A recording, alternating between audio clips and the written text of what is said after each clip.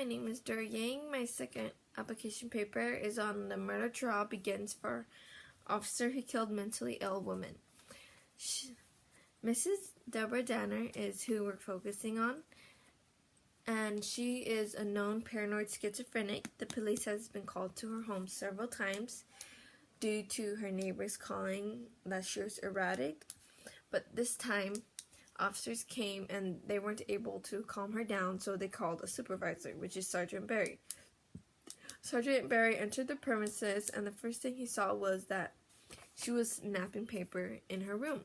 So he had talked to her, and she finally put down the scissors. But story goes is that they rushed her, or rushed into her room somehow, and it made her scared, so she retreated back into her room, and she brought out a bat from her closet.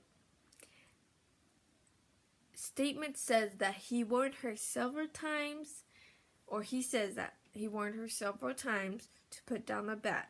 But when she didn't, and she actually swung at him, he shot her twice, which killed her.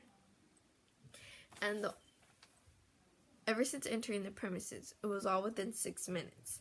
So, which brings up my term, social ideology. Social ideology is when somebody's perspectives or view of a situation is different from yours, and they believe that if you had done what they thought or their views, it would have changed the outcome. So you should have done this instead of this, which could result in this, or you should have done this and this instead of this.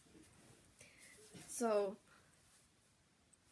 Miss Lieberman, which is the executive director of New York Liberties Union, stated that police procedures should be put under the microscope because this has not been the first event where a police officer had killed a mentally ill woman, and she believes that social workers should be put on call with police officers because police officers should not have to go through it alone.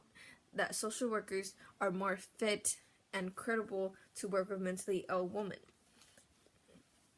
which I also think is true because I don't think police officers are trained to work with mentally ill women like social workers are. So that would be something to think about. But then I also feel that having not been in that exact situation and experiencing all the emotions and tensions, I can't really say anything because I don't know what emotions or what thoughts went through Sergeant Barry or Miss Danner's head during the whole ordeal. And then my second key term is secondary victimization. Something I didn't mention at the beginning of the article was that Miss Danner was also black, an African woman. And I didn't mention it because I didn't want to take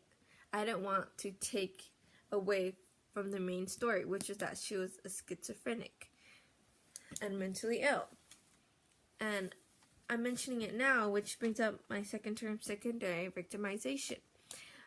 A lot of minorities also feel victimized.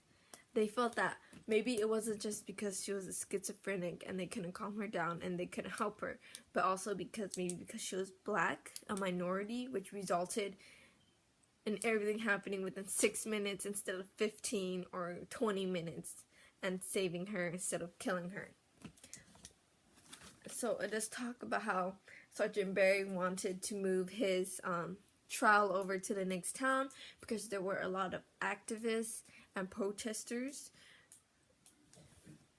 and pressure from minorities to the judges and attorneys to not move it to the next town over, and that they wanted to keep it in town, and they felt a lot of pressure, so they did deny him for moving the trial over.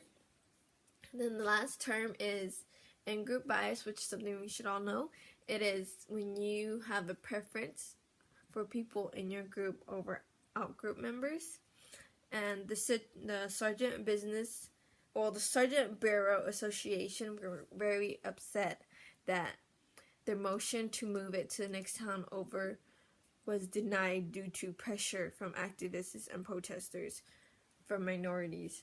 And the Ed Mullins, which is the union president, quote says that insisted that Sergeant Barry did follow long-standing police procedures. He calmed Mrs. Danner down and got her to drop the scissors before moving to subdue her.